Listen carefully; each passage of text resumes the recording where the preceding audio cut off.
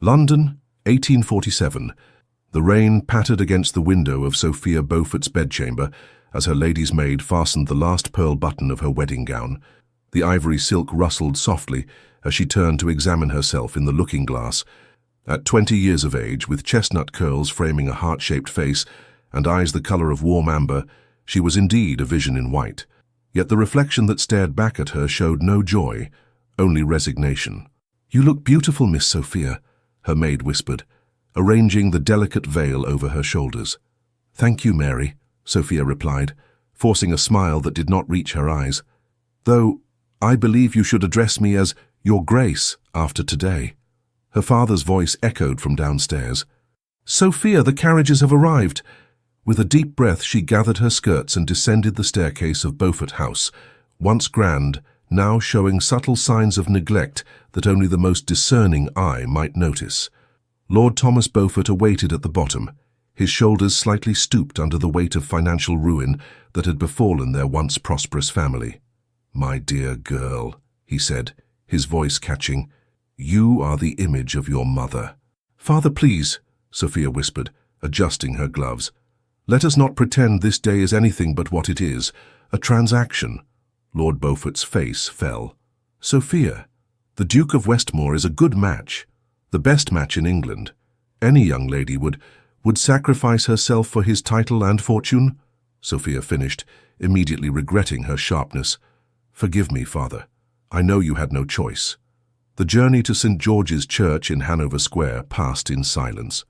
Through the carriage window, Sophia watched London's fashionable streets slip by, mansions of cream-coloured stone, iron fences, and carefully manicured gardens. The city bustled with horse-drawn carriages, gentlemen in top hats, and ladies with parasols, all unaware that she was travelling toward a life sentence. The church loomed ahead, its neoclassical facade imposing against the grey spring sky. A crowd had gathered, eager to witness the social event of the season, the marriage of Henry Lancaster, the Duke of Westmoor, London's most eligible bachelor, to the daughter of an impoverished viscount. "Courage, my dear," her father whispered as footmen opened the carriage door. Inside the church, hundreds of candles illuminated the solemn space. Sophia clutched her father's arm as they stood at the entrance, the assembled aristocracy of England turning to witness her arrival. At the altar stood a tall figure, broad-shouldered and imposing in formal black attire. As she walked down the aisle on her father's arm, whispers rippled through the congregation. She kept her eyes fixed on the stone floor, unable to look at the man who was to be her husband, a man she had met only twice, both times in the company of lawyers discussing settlements and contracts. When she finally reached the altar and dared to glance up, her breath caught. Henry Lancaster, the 8th Duke of Westmoor, was undeniably handsome, devastatingly so, with sharp aristocratic features, raven-black hair, and eyes the color of a winter sea. But it was the coldness in those eyes that made her shiver beneath her gown. "Dearly beloved," the bishop began, his voice echoing through the cavernous church. The ceremony passed in a blur. Sophia spoke her vows mechanically, promising to love and honor a stranger.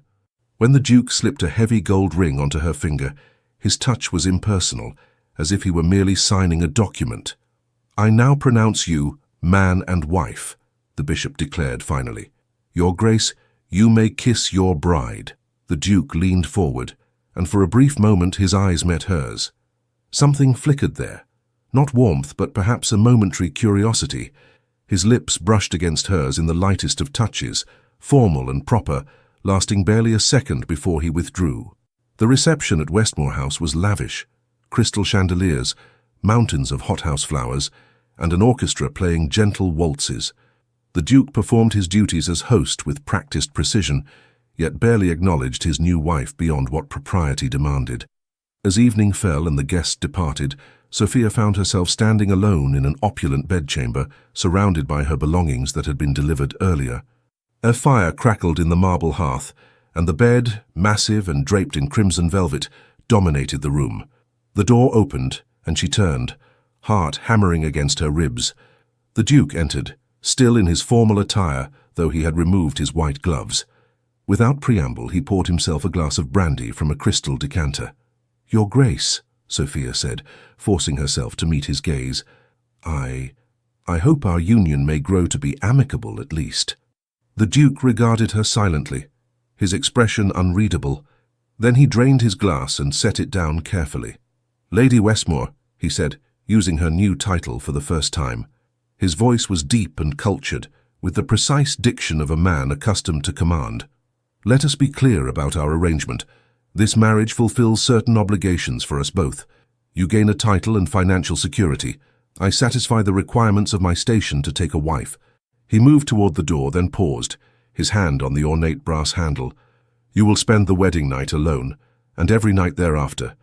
I have no interest in a true marriage. Good evening."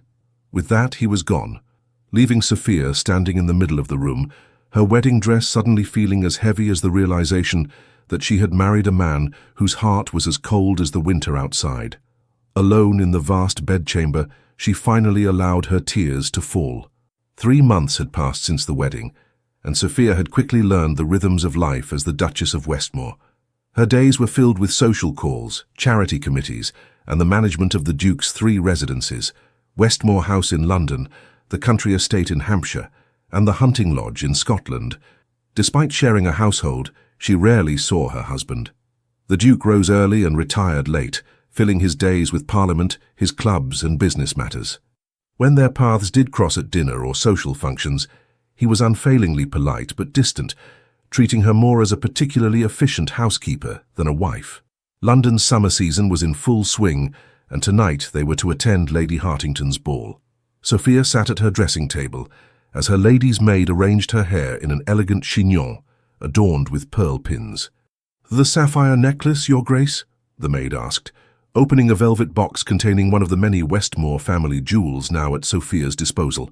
"Yes, thank you, Ellis." Sophia touched the magnificent blue stones that matched her gown of midnight silk. These treasures should have delighted her, yet they felt like gilded chains. A knock at the door announced the arrival of a footman bearing a note. Sophia broke the seal to find her husband's precise handwriting. "I shall meet you directly at Hartington House. Do not wait. Westmoor." "Will there be a reply, Your Grace?" the footman asked. "No," Sophia said softly. "No reply necessary." Later, as her carriage rolled through Mayfair toward the ball, Sophia steeled herself for another evening of performance, smiling graciously while weathering pitying glances and whispered gossip about her marriage of convenience to London's most desired duke. Hartington House blazed with light. Carriages lined up along the circular drive. As she ascended the marble staircase, Sophia noted the subtle shift in the crowd's reaction. Curtsies a fraction deeper, smiles a touch more ingratiating. Not for her, she knew, but for the title she now carried. "Her Grace the Duchess of Westmoor," the butler announced as she entered the ballroom. The Duke was nowhere to be seen. Sophia made her way through the crowd, exchanging pleasantries and accepting congratulations that still came months after the wedding. "Your Grace," Lady Caroline Blackwood greeted her with a kiss on both cheeks. At 30, the widow was one of the few women in society who treated Sophia with genuine warmth. "You look positively radiant. Marriage clearly agrees with you." Sophia managed a smile. "You're too kind, Lady Caroline." "And where is your illustrious husband this evening?" "He is to meet me here," Sophia replied, scanning the room, "though I confess I do not see him yet." Lady Caroline linked her arm through Sophia's. "Then you must allow me to introduce you to some friends while you wait. Come." As they circulated through the ballroom, Sophia finally spotted her husband across the room, deep in conversation with the Earl of Montclair. Even from a distance, the Duke commanded attention, his tall figure impeccably dressed, his bearing regal without effort. "Ah, there he is," Lady Caroline said, following Sophia's gaze. "Still the most handsome man in London, wouldn't you agree? Every unmarried lady is green with envy, my dear." If only they knew, Sophia thought, but merely smiled in response. The orchestra struck up a waltz, and couples began to fill the dance floor. Sophia watched from the sidelines, accepting a glass of champagne from a passing footman. "Your Grace." The deep voice behind her made her start. She turned to find her husband standing there, one eyebrow slightly raised. "I believe this is our dance." Without waiting for her response, he extended his hand. Sophia placed her fingers in his, feeling the unexpected warmth of his touch. He led her onto the floor, placing his other hand at her waist with perfect propriety. "I did not expect you to claim a dance, Your Grace," she said as they began to move with the music. "Appearances must be maintained," he replied, guiding her through a turn with effortless skill. "We have been married 3 months. People would talk if we did not dance at least once." "Heaven forbid there should be talk," Sophia murmured. Something that might have been amusement flickered in his eyes. "For you disapprove of society's expectations, Duchess. I merely find it ironic that we must pretend to be a happy couple in public, when in private we are barely acquaintances." The Duke's jaw tightened, but his steps never faltered. "You knew the nature of our arrangement before the wedding." "Did I?" Sophia challenged, emboldened by the privacy afforded by the crowded dance floor. "I knew it was a marriage of convenience, yes, but I did not expect such complete indifference." For a moment, she thought she had gone too far. The Duke's expression darkened, and his grip on her waist tightened imperceptibly. "Indifference is preferable to the alternatives, I assure you," he said finally, his voice low. Before Sophia could ask what he meant, the music ended. The Duke bowed formally, then escorted her from the floor. As they reached the edge of the ballroom, a commotion near the entrance caught their attention. A disheveled man, clearly intoxicated and dressed in the uniform of an army officer, was arguing loudly with the butler. "I tell you I must speak with the Duke," the man insisted, his voice carrying across the ballroom. "It's a matter of life and death." The music faltered, and conversations died as heads turned toward the disturbance. Sophia felt her husband stiffen beside her. "Stay here," he commanded, then strode across the room. As he approached, the officer spotted him. "Westmoor, there you are, you heartless bastard." The Duke reached the man and spoke in a low, intense voice that Sophia couldn't hear. Whatever he said only seemed to enrage the officer further. "You think your money and title can wash away what you did," the man shouted. "My brother is dead because of you." Gasps rippled through the assembled guests. The Duke grabbed the officer's arm and forcibly led him from the ballroom, disappearing into a side room. Lady Caroline appeared at Sophia's side. "My goodness," she whispered. "Captain Thomas Blackwood, my late husband's cousin. He served with the Duke in the army years ago." "The Duke was in the army?" Sophia asked, surprised. This was news to her. "Oh, yes, before he inherited the title. Quite the hero by all accounts, though he never speaks of it." Lady Caroline's expression grew troubled. "There was some terrible business in India. Richard, my husband, would never discuss the details." Sophia stared at the door through which her husband had disappeared. "What happened in India?" "I don't know precisely, but whatever it was, it changed the Duke profoundly. Richard said that before India, Henry Lancaster was a different man entirely. Warm, idealistic even. The man who returned was—" Lady Caroline hesitated. "Cold," Sophia finished. "Reserved." "Precisely." Lady Caroline squeezed her hand. "My dear, perhaps there is more to your husband than meets the eye." The side door opened, and the Duke emerged alone, his expression composed though a muscle worked in his jaw. He crossed the ballroom, nodding apologetically to their host, before returning to Sophia's side. "We are leaving," he said quietly but firmly. In the carriage, Sophia waited for him to speak, but he stared silently out the window, his profile sharp against the darkness. "Who was that man?" she finally asked. "What did he mean about his brother?" The Duke's gaze remained fixed on the passing streets. "It is not your concern." "I believe it is," Sophia insisted. "I am your wife, if only in name. Whatever affects you affects me as well." He turned to her then, his eyes cold. "You are my wife on paper, Duchess. That gives you no right to my past or my private affairs." "Then what rights do I have in this marriage?" Sophia demanded, her patience finally snapping. "To wear your jewels? To preside over your dinner table? To be paraded before society as proof of your respectability, while you treat me as nothing more than a convenient ornament?" The Duke stared at her, seemingly taken aback by her outburst. For a moment, something like admiration crossed his features. "You have spirit, Duchess. I had not expected that." "There is much about me you have not troubled yourself to learn, Your Grace." The carriage pulled up to Westmoor House, ending their conversation. The Duke helped her descend, his touch impersonal once more. In the grand entrance hall, he paused at the foot of the staircase. "Captain Blackwood is a troubled man who blames others for his misfortunes," he said abruptly. Pay his accusations no mind. Is that all you have to say? Sophia asked. The Duke hesitated, and for a brief moment, Sophia glimpsed something vulnerable in his expression. A crack in the perfect facade. Good night, Sophia, he said, using her given name for the first time since their wedding day. Then he turned and walked away, leaving her with more questions than answers about the man she had married. Later that night, unable to sleep, Sophia wandered the silent corridors of Westmoor House. The ancestral paintings of previous dukes stared down at her, their eyes seeming to follow her progress through the grand gallery. A light beneath a door caught her attention. The Duke's study. She hesitated, then heard the sound of glass breaking from within. Concerned, she knocked lightly. "Go away," came the curt response. Instead, Sophia turned the handle and entered. The study was a masculine space, leather-bound books, heavy furniture, and the scent of tobacco. A fire burned low in the grate. The Duke stood by the window, a glass of whiskey in hand.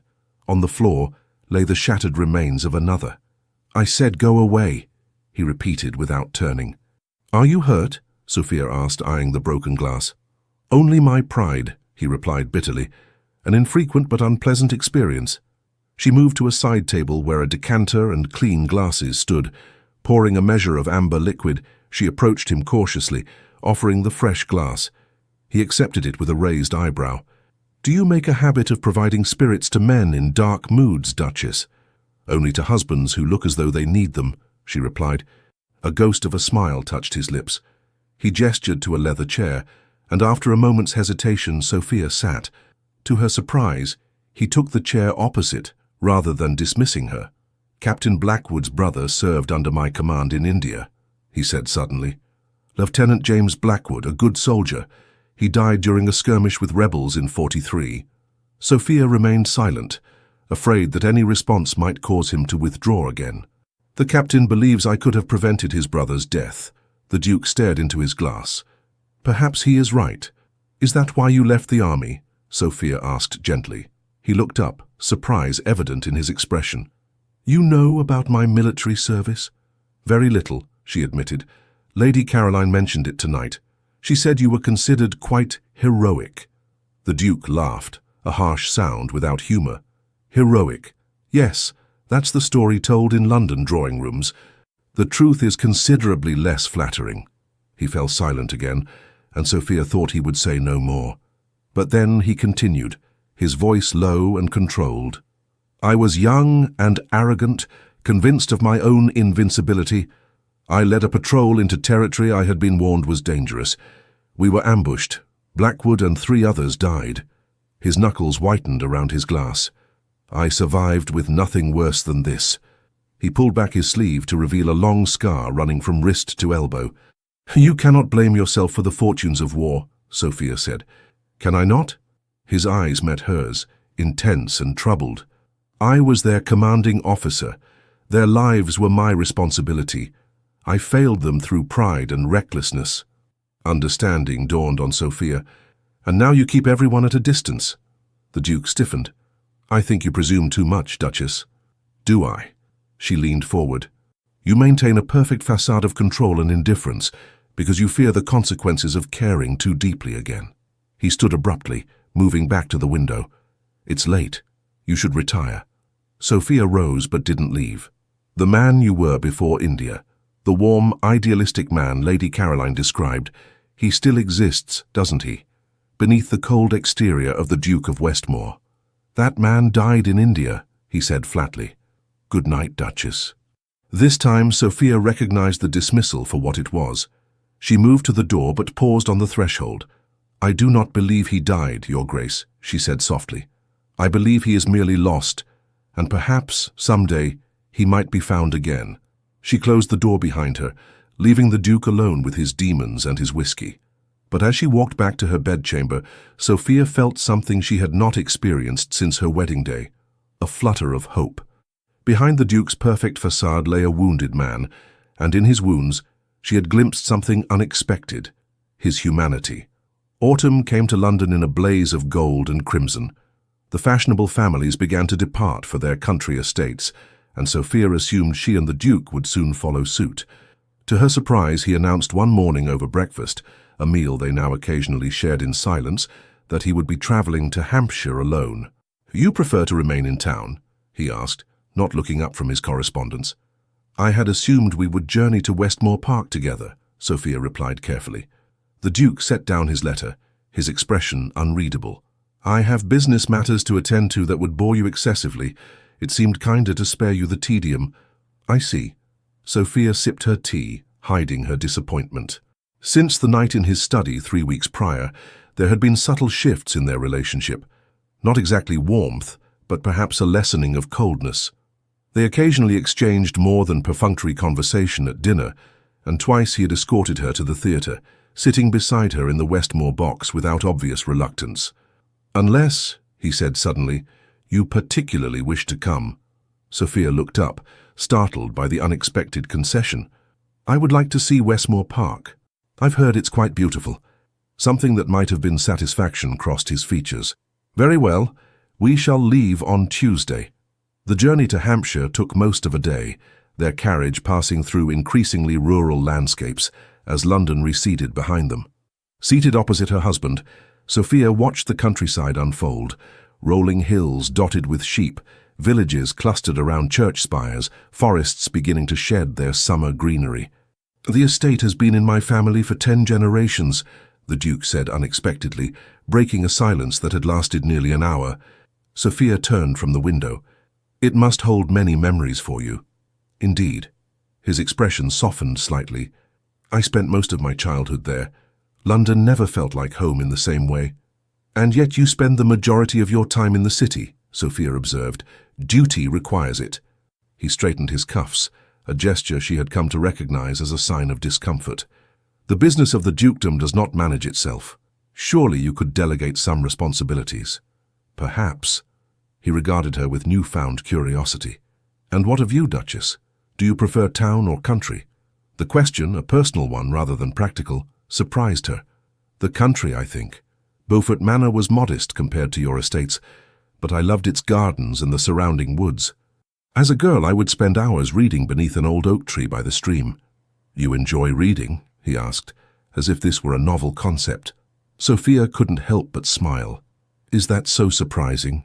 Women are permitted intellectual pursuits these days, Your Grace, even in the confines of marriage." To her astonishment, he returned her smile, a brief upturning of lips that transformed his stern features. "Forgive me. I did not mean to imply otherwise. What do you read?" "History, primarily. Poetry. Some novels, though my father considered them frivolous. The library at Westmoor Park is extensive," he said. "You may find it to your liking." It was the closest thing to a personal kindness he had offered, and Sophia felt an unexpected warmth spread through her chest. "Thank you. I look forward to exploring it." Westmoor Park appeared on the horizon as evening approached, a grand Palladian mansion of honey-coloured stone, its windows catching the last golden rays of sunset. Formal gardens stretched before it, and beyond them a lake reflected the fading sky. "It's beautiful," Sophia whispered, as the carriage rolled up the elm-lined drive. The Duke glanced at her, seemingly pleased by her reaction. "Wait until you see it in morning light." The household staff, at least 30 strong, lined up to greet them, headed by Mr. Phillips, the butler, and Mrs. Winters, the housekeeper. They welcomed Sophia with genuine warmth, and she realized with some surprise that her arrival as the new Duchess had been anticipated with excitement rather than trepidation. "We've prepared the Duchess suite, Your Grace," Mrs. Winters told her as they climbed the grand staircase.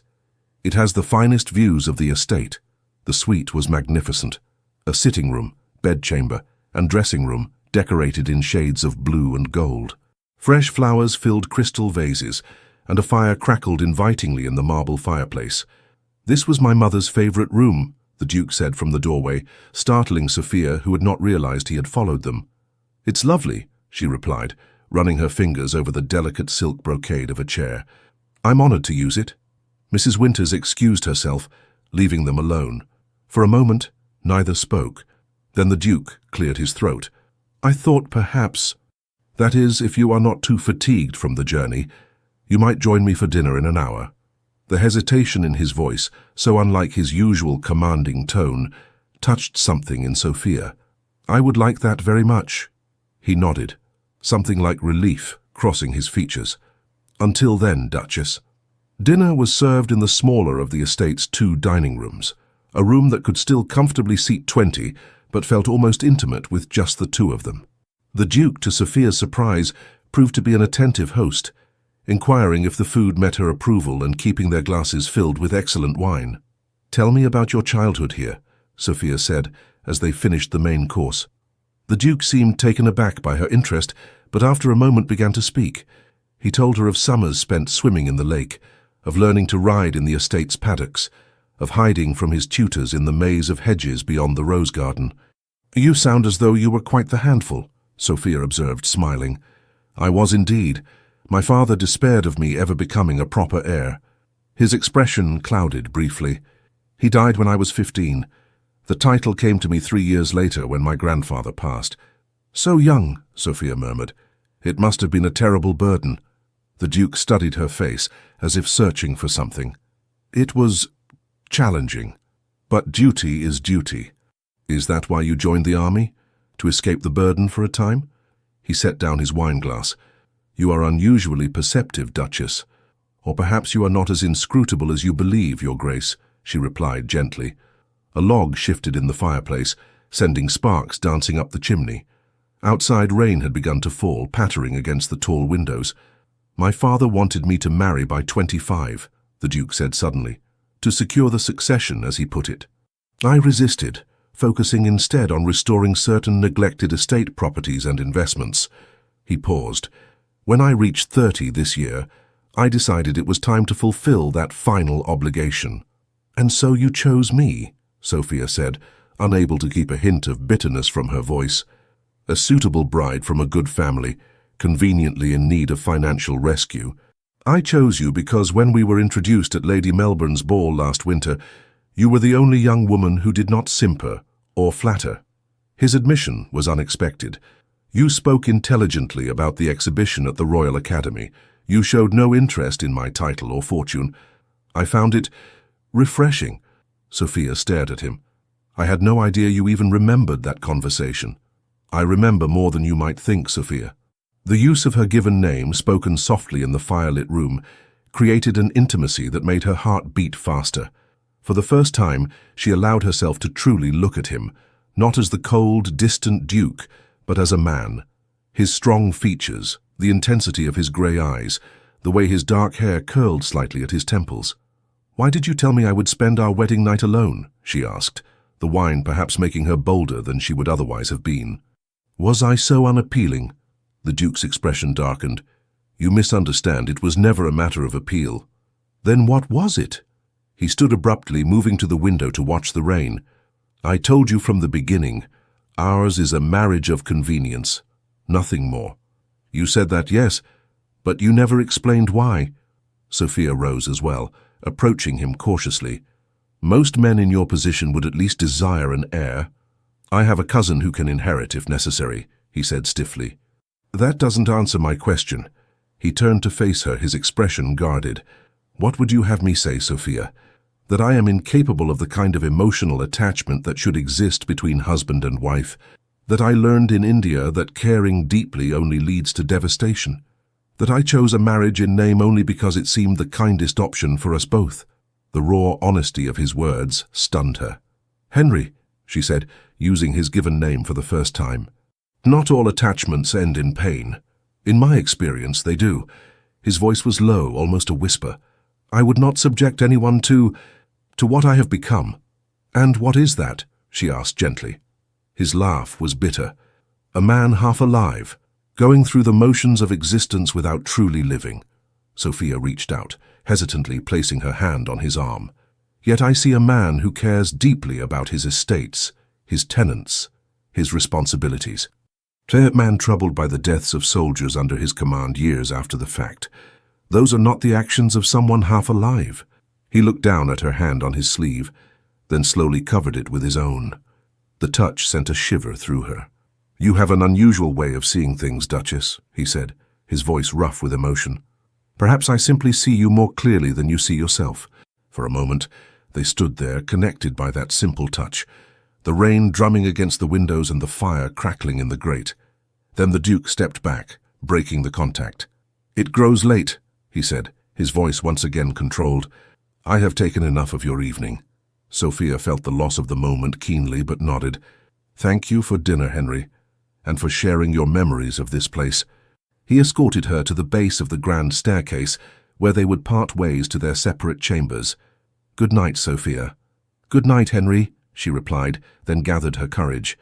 "Perhaps tomorrow you might show me the grounds, if the weather clears, of course." He looked surprised, then pleased. "I would like that."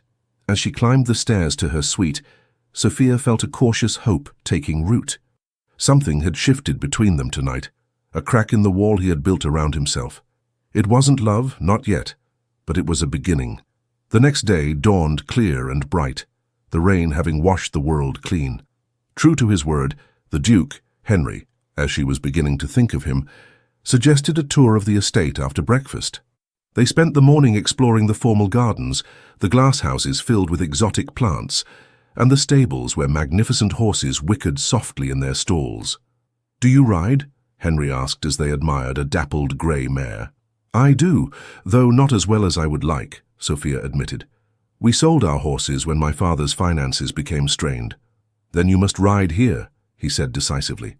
"This is Artemis. She has a gentle temperament, but spirit enough to be interesting.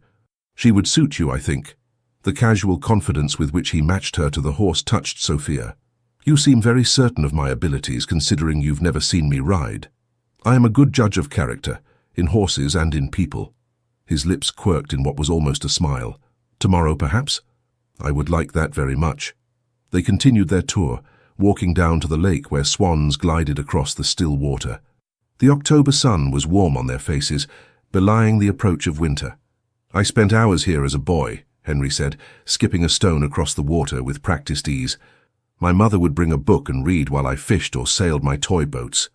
"You were close to her?" Sophia asked, noticing how his expression softened when speaking of his mother. "Very.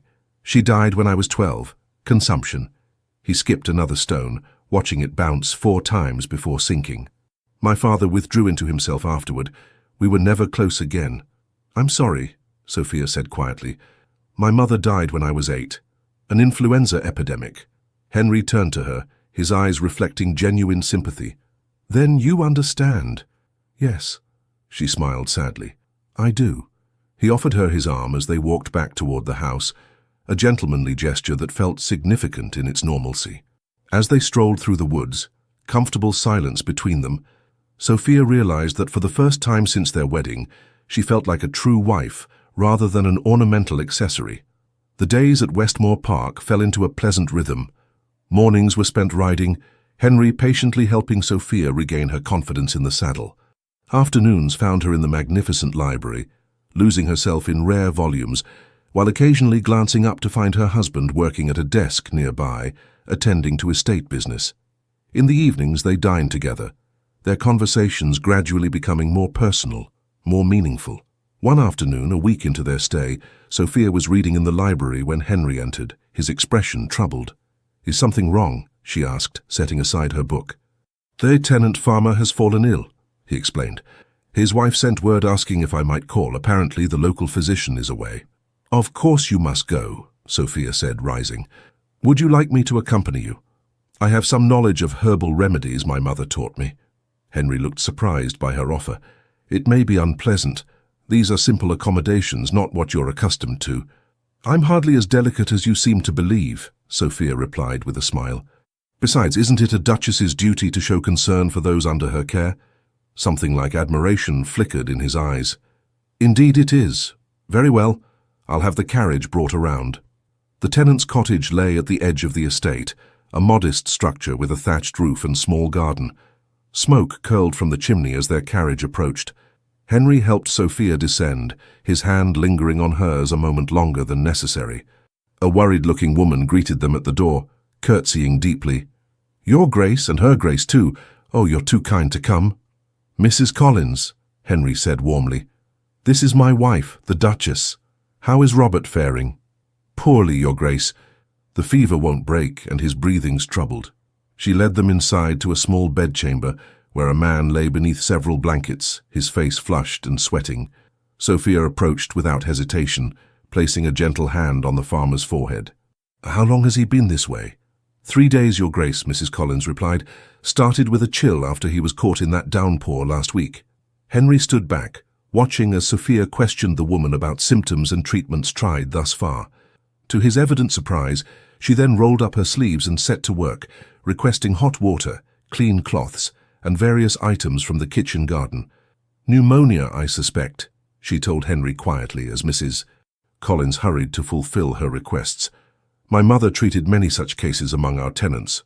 For the next hour, Sophia worked steadily, preparing a mustard plaster for the man's chest, brewing a tea of thyme and honey for his throat, and showing Mrs. Collins how to position him to ease his labored breathing. "The fever should break by morning if we're fortunate," she explained to the grateful woman. "Continue with the tea every few hours. I'll send more herbs from the house and the physician will call when he returns." As they walked back to the carriage, Henry studied her with new eyes.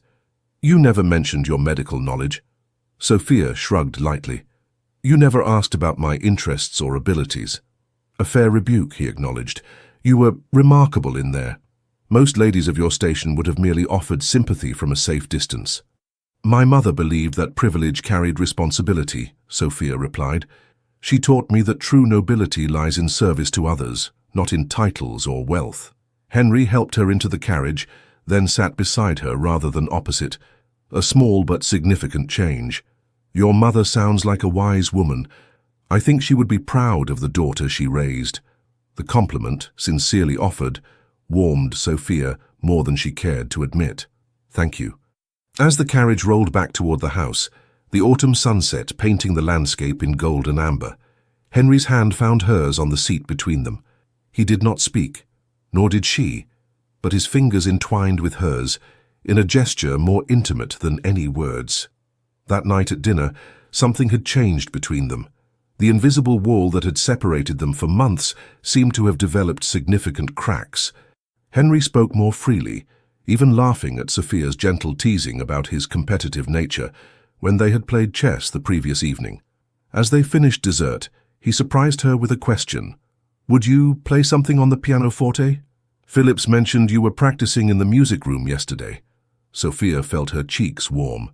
"I'm rather out of practice, I'm afraid. We had to sell our instrument some years ago." "I would like to hear you play nonetheless," he said, his voice gentle. "Please." In the drawing room, Sophia seated herself at the magnificent pianoforte. After a moment's hesitation, she began to play a Chopin nocturne, her fingers finding the notes with increasing confidence. She lost herself in the music, and when she finished, she looked up to find Henry standing beside the instrument, his expression unguarded for once. "Beautiful," he said softly, and she was not certain whether he meant the music or something else entirely. The following days brought them closer still. They rode together each morning, Henry teaching Sophia to jump small hedges, his hands occasionally steadying her when necessary. They read in companionable silence in the library, sometimes sharing passages that particularly moved them. One rainy afternoon, he taught her to play billiards in the game room, standing behind her to guide her aim, his breath warm against her neck. Yet still, each night, they parted at the top of the stairs, retiring to separate chambers. 2 weeks into their stay, a letter arrived from London. Henry read it at breakfast, his expression darkening. "Troubling news?" Sophia inquired. "Captain Blackwood," he replied grimly. "He continues to make accusations against me in certain circles. Now he claims to have written evidence of my negligence in India." "Do such documents exist?" she asked carefully. Henry set down the letter. "No, but the damage to my reputation may be done regardless." "Then we must return to London and confront these falsehoods directly," Sophia said decisively. He looked at her with surprise. "We?" "Yes, we." She reached across the table and covered his hand with hers. "I am your wife, Henry. Your battles are mine as well." Something shifted in his expression, a softening, a surrender. "Sophia, He seemed to struggle for words. "You deserve better than to be drawn into this unpleasantness." "I deserve to stand beside my husband," she replied firmly, "especially when he is unjustly accused." He turned his hand beneath hers, clasping her fingers. "Very well. We shall return to London tomorrow." That evening, Sophia sat at her dressing table as Ellis brushed out her hair for the night. A knock at the door surprised them both. "Enter," Sophia called. The door opened to reveal Henry, still dressed though he had removed his cravat. "Forgive the intrusion," he said, his eyes meeting Sophia's in the mirror. "Might I have a word with you? Alone?" Ellis curtsied and departed discreetly. Henry remained by the door, seemingly uncertain, a stark contrast to his usual confident bearing. "Is something wrong?" Sophia asked, turning on her stool to face him. "No." He took a step into the room. "That is, I wanted to thank you." "For what?" "For your support regarding Blackwood, for your compassion toward the tenants, for—" He hesitated. "For seeing in me something worth believing in, when I had long ago stopped believing in myself." Sophia stood, her heart pounding. "Henry, please let me finish." He moved closer. "I have treated you abominably these past months. I married you for convenience and denied you the respect, the consideration, the affection a wife deserves." "You were honest about your intentions from the beginning," Sophia said softly. "Honest, perhaps, but wrong." His voice was rough with emotion. "I told myself I was protecting you by keeping my distance. In truth, I was protecting myself from the possibility of caring too deeply and being wounded again." He took another step toward her, close enough now that she could see the flecks of silver in his grey eyes. "These weeks at Westmoor Park have shown me what a fool I've been," he continued. "You are extraordinary, Sophia, intelligent, compassionate, strong. I find myself captivated by you." Sophia's breath caught. "Henry, what are you saying?" "I'm saying that I no longer wish for a marriage in name only." He reached out, tentatively touching her cheek. "I'm saying that I want a true marriage, in every sense, if you would consider it." "Consider it?" Sophia echoed, hardly daring to believe what she was hearing. "I understand if you cannot forgive my coldness," he said quickly. "If you prefer to maintain our current arrangement." Sophia silenced him by placing her fingers against his lips.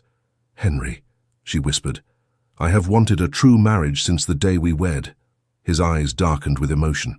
Slowly, giving her every chance to withdraw, he lowered his head and kissed her.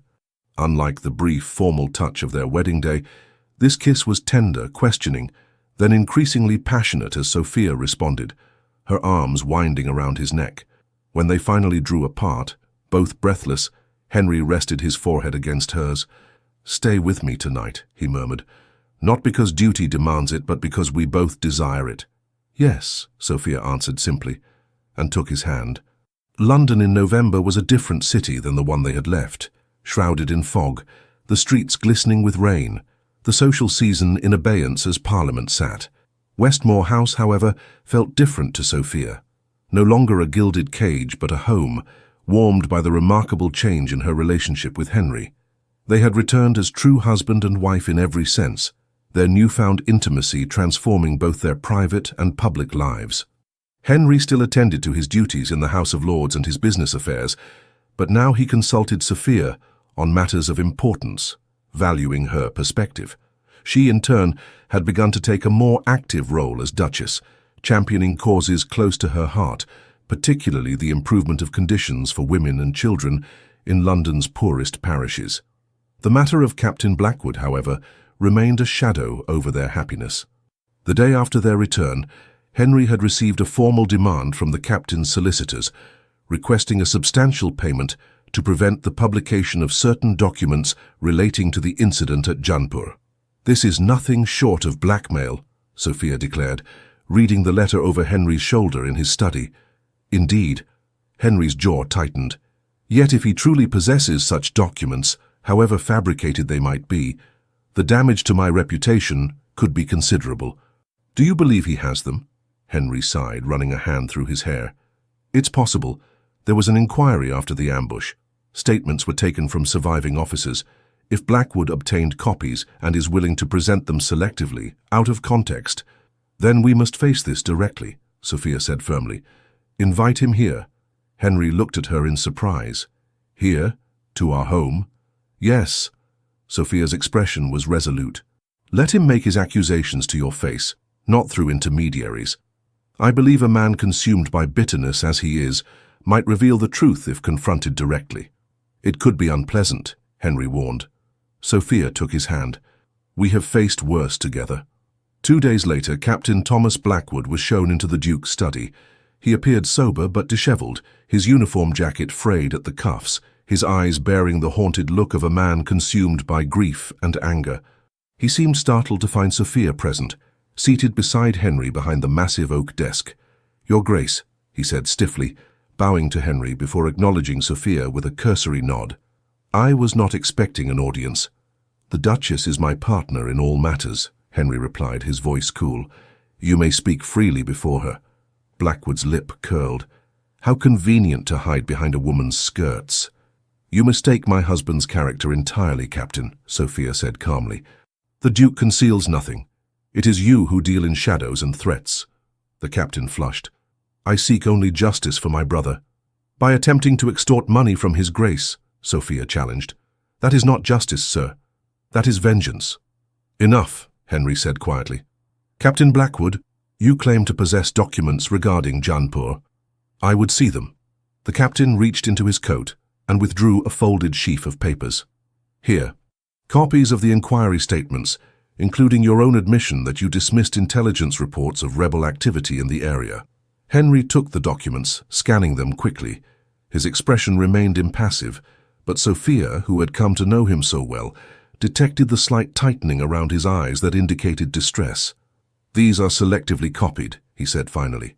"You've omitted key portions of the testimony." "I've included what matters," Blackwood retorted. "You knew the danger and led those men into it regardless. My brother trusted you." Henry set the papers down carefully.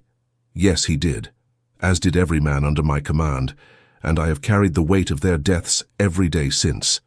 The raw honesty in his voice seemed to catch Blackwood off guard. For a moment his hostile expression faltered. "Captain," Sophia interjected gently, "may I ask how old you were when your brother died?" The question seemed to surprise him. 17, Your Grace." "And he was your only family?" Blackwood swallowed hard. "Our parents died when we were boys. James raised me, gave up his own opportunities to ensure I received an education, a commission." "He sounds like an honorable man," Sophia said. "The best of men," Blackwood agreed, his voice rough with emotion. "And he died face down in the mud because of him." He jabbed a finger toward Henry. Henry stood slowly. "James Blackwood was indeed an honorable man, the finest officer under my command. When the ambush began, he could have retreated to safety. Instead, he stayed to help the wounded.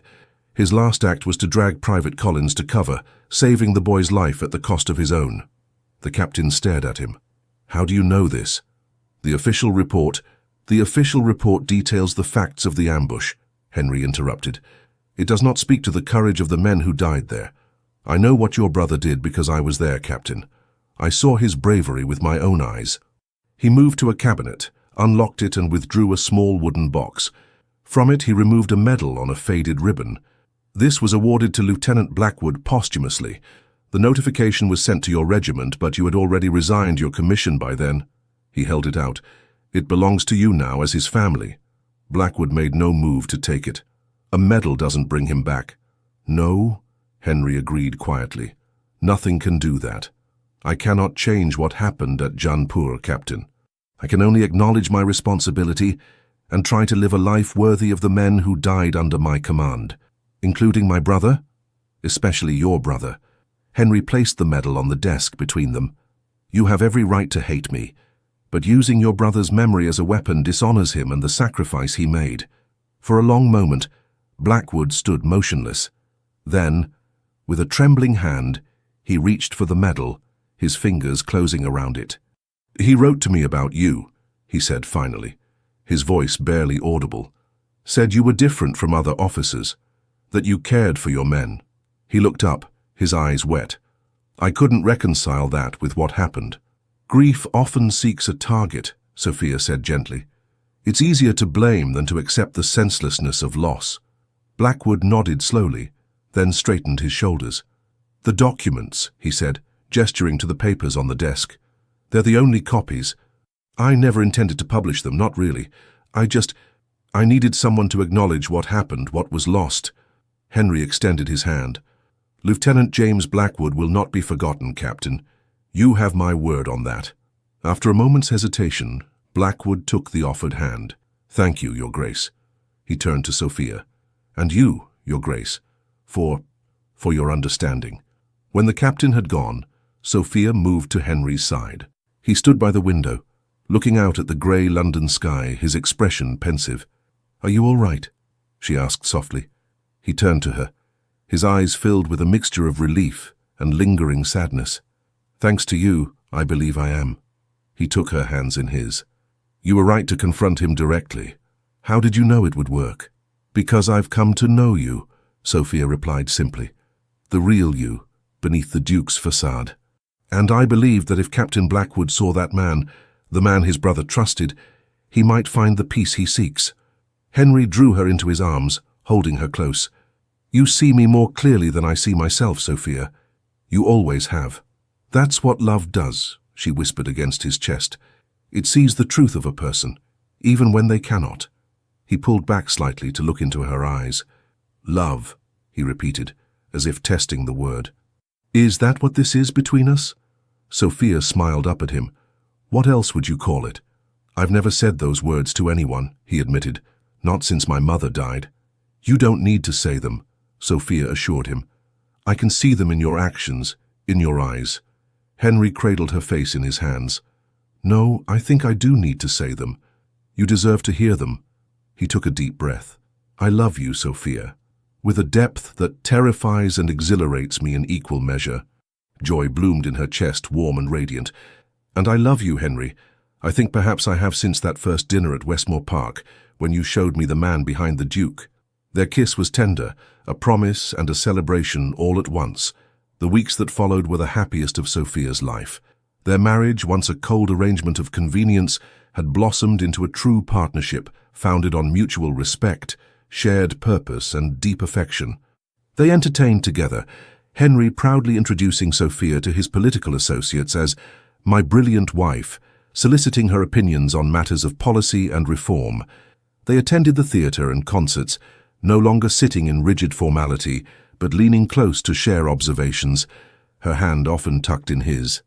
And at night, they retired together to chambers now connected by a door that remained permanently open, their passion for each other deepening with each passing day. As Christmas approached, Henry suggested they return to Westmoor Park for the holiday. "The estate is particularly beautiful in winter," he told her, "and I thought we might invite your father to join us." Sophia, touched by his thoughtfulness, threw her arms around him. "He would love that. He's been so lonely since I married." "Then it's settled.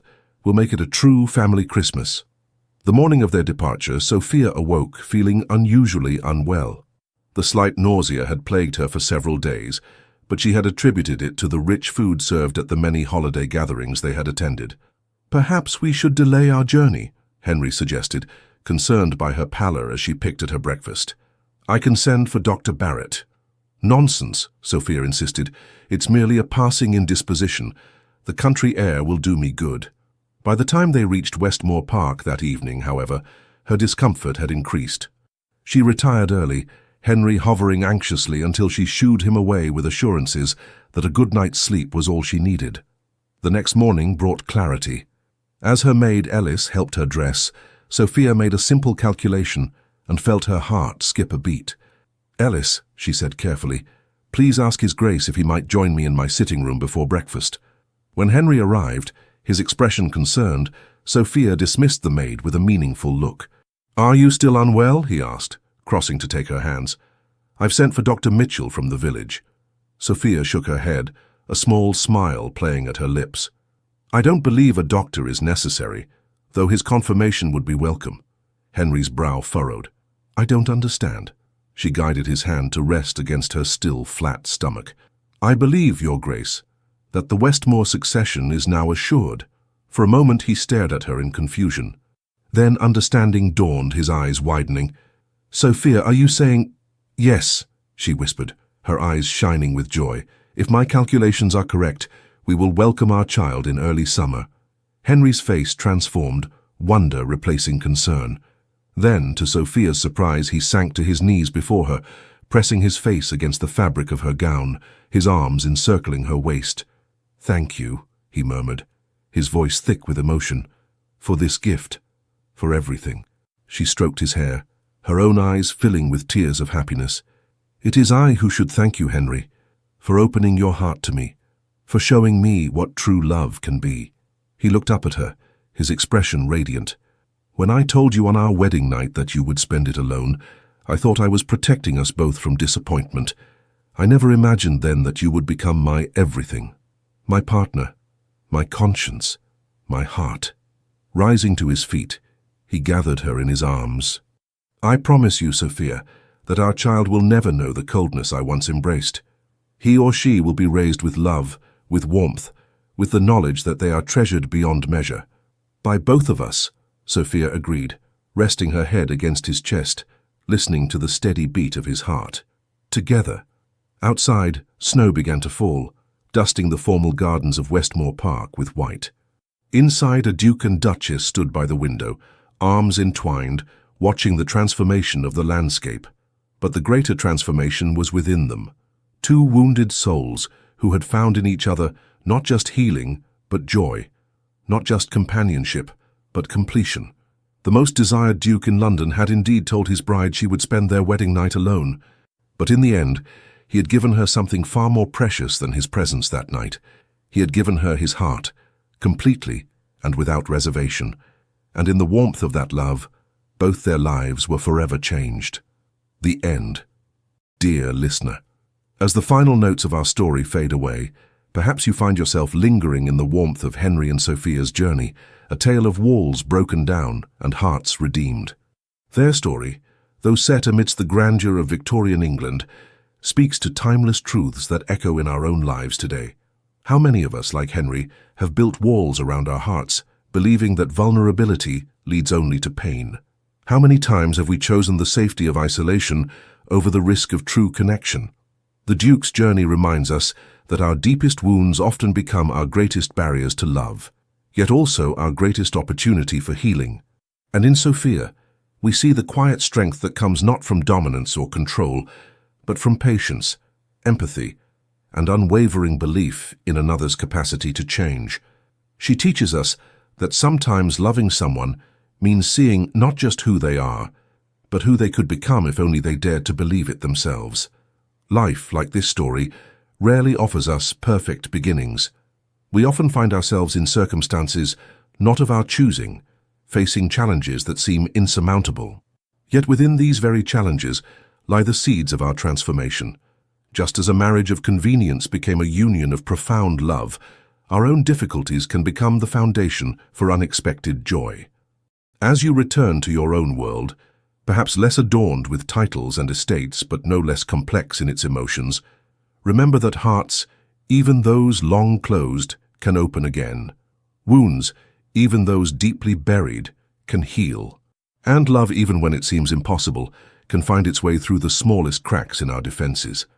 Tonight, as you close your eyes to sleep, know that you carry within you the same capacity for renewal that transformed our Duke and Duchess. Whatever walls surround your heart, whatever battles you face tomorrow, you possess the strength to overcome them.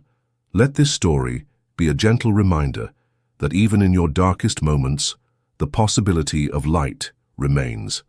May you rest in peaceful slumber, protected by the knowledge that transformation is always possible and that love in its many forms remains the most powerful force for healing in our world. And when morning comes, may you face the day with renewed courage, knowing that your own story, like all great tales, is still being written. Sleep well, dream sweetly, and remember that you are never truly alone on your journey. Some people hear their own inner voices with great clearness, and they live by what they hear. Such people become crazies or they become legend.